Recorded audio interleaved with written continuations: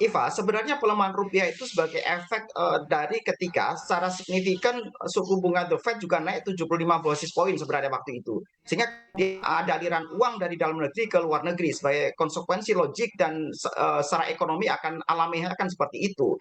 Nah, tapi kemudian secara jangka panjang, Iva, ketika kemudian kita bisa menata ekonominya dengan baik, saya pikir justru akan terjadi penguatan-penguatan rupiah itu sendiri, Iva. Tinggal bagaimana kemudian pemerintah secara konsisten mendorong nilai-nilai komoditas yang ada itu mendapatkan sebuah namanya nilai tambah yang terbaik. Ketika seperti itu terjadi, seperti yang tadi bahkan ada contoh yang disampaikan oleh Pak Sobur dengan adanya ekspor misalnya, justru ada sentimen positif ketika juga dolar naik. Tapi kan kondisi seperti ini tidak berlaku secara umum karena bagaimanapun kemudian justru ekonomi kita akan baik ketika juga rupiah mengalami penguatan-penguatan. Jadi Iva, yang perlu diperhatikan oleh pemerintah adalah bagaimana melakukan intervensi-intervensi regulasi sehingga pertumbuhan ekonomi bisa berjalan ke arah yang positif dan konsisten, Iva. Oke, baik.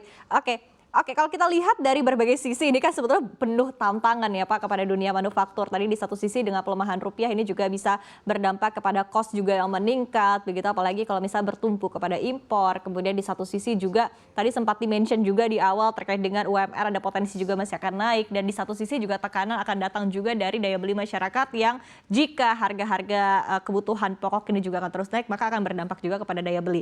Dari tiga sentimen utama ini sebetulnya apa sih yang paling dikhawatirkan dari pelaku industri? Saya akan ke Pak Abdul terlebih dahulu.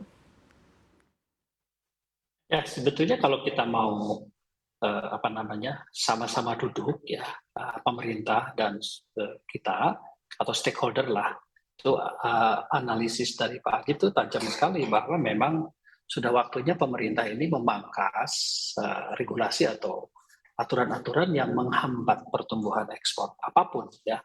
Jadi faktor-faktor yang menghambatnya dihilangkan kalau perlu, dan faktor-faktor penguatnya ya itu diperbanyak. Jadi salah satu strategi yang paling jitu misalnya ya. Contohnya Pak seperti apa? Tadi apa yang perlu diperkuat, apa yang perlu dihilangkan ya, begitu misalnya ya? salah satu contoh yang signifikan misalnya bahwa industri kita belum betul-betul efektif, belum betul-betul efisien, maka sebetulnya ketergantungan terhadap teknologi canggih itu bisa dibantu ya. Pemerintah bisa bersubsidi permajaan alat dan industri yang kita miliki sebetulnya. Itu akan membantu produktivitas. Kemudian aturan-aturan lain yang dianggap masih muncul ya itu juga dianggap berat misalnya atau dianggap menghambat dihilangkan aja. Dipermudah semuanya gitu. Kan tinggal diinventarisir itu ya.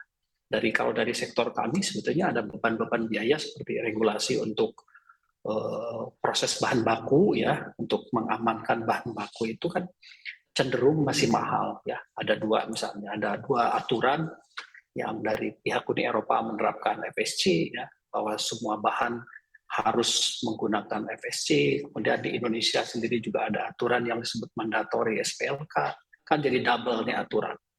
Salah satu aja dibuang misalnya atau dua-duanya dibuang sehingga ada aspek efisiensi di dalam industri kami yang kemudian itu bisa menolong pertumbuhan.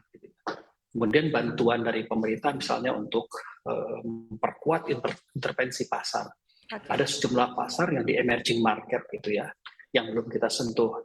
Pemerintah mendorong aja biaya bantuan kepada kami untuk memasuki pasar emerging market. Gitu ya.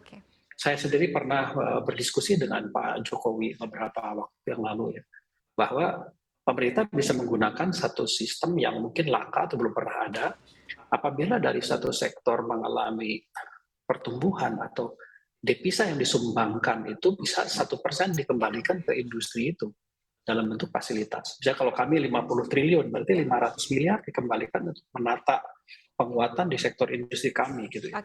Itu pasti akan terjadi pertumbuhan terus.